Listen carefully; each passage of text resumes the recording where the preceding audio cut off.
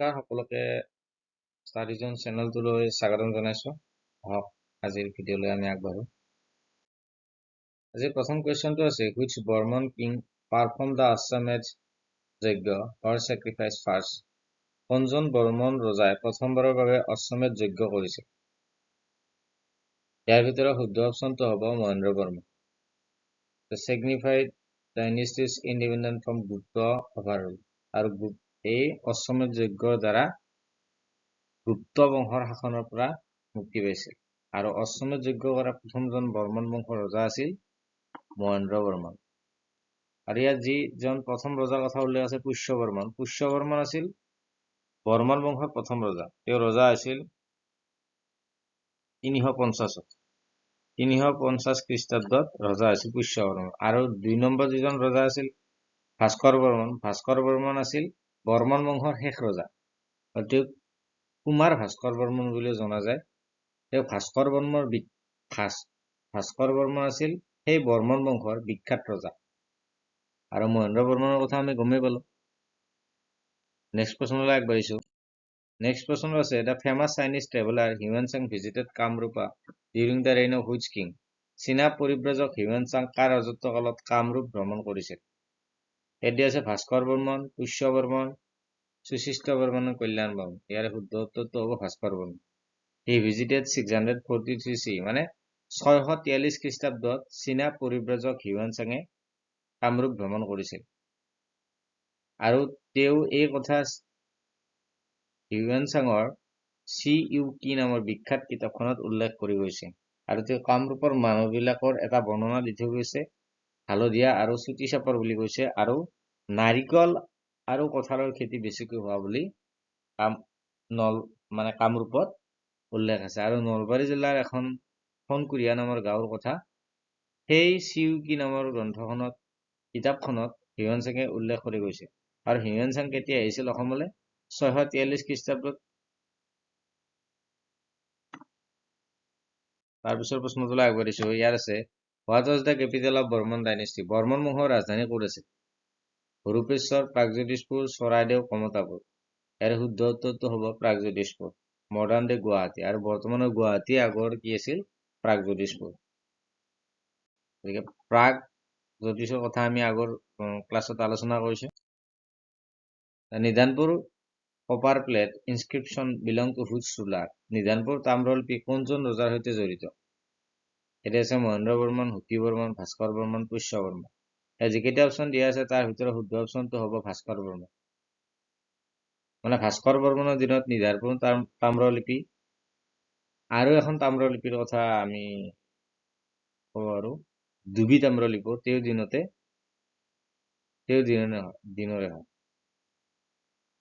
গতিকে পৰৱৰ্তী প্ৰশ্নলৈ আগবাঢ়িছো। এতিয়া পৰৱৰ্তী প্ৰশ্নটো আছে who was the last ruler of Varman dynasty? Varman বংশৰ শেষ ৰজা কোন?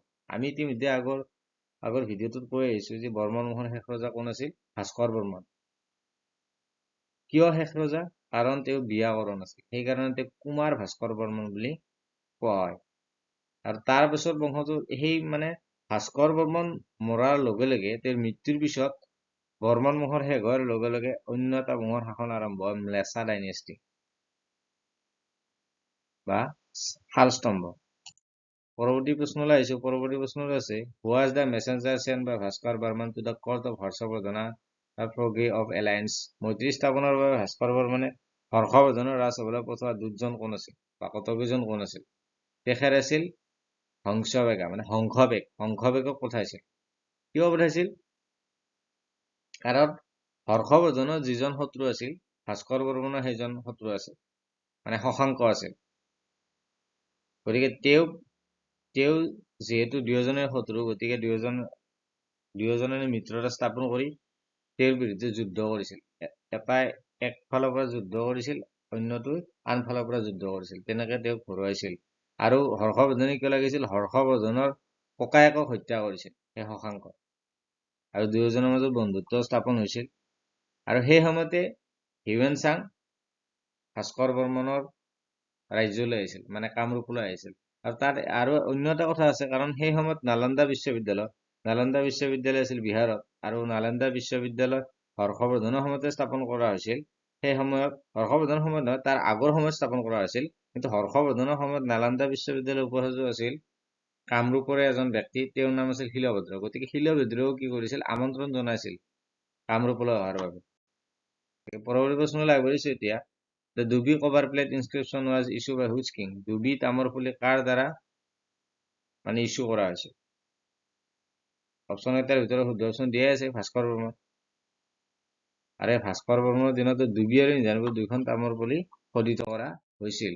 Which title did Bhaskar Varma use in his diplomatic relation as recorded in historical text? আৰু ভাস্কৰ বৰ্মনে কোনটো উপাধি গ্ৰহণ কৰিছিল, যে গ্ৰহণ কৰিছিল বুলি মানে যিবিলাক হিষ্টৰিকেল টেক্সট আছে, কিতাপ আছে, এইবিলাক পোৱা যায়। কুমাৰ ৰাজাটো ইউজ কৰা বুলি কোৱা হৈছে। ইয়াত যিকেইটা অপশ্যন দিয়া আছে তাৰ ভিতৰত কুমাৰ ৰাজাটো ইউজ কৰা বুলি, মানে কুমাৰ ৰজা উপাধিটো ব্যৱহাৰ কৰা বুলি ডিপ্লমেটিক দিশত উল্লেখ আছে। He was famously known as bachelor king or prince king? Bachelor মানে হৈছে বিয়া পতা নাছিল, যিহেতু বেচেলাৰ বুলি কোৱা হৈছে।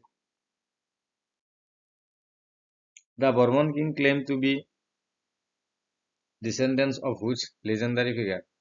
কাৰ বংশধৰ বুলি, বৰ্মন বংশ কাৰ কোনজন বিখ্যাত ৰজাৰ বংশধৰ বুলি ক্লেইম কৰে, দাবী কৰে? ভগদত্ত। আৰু ভগদত্তৰ কথা আমি পাই আহিছো।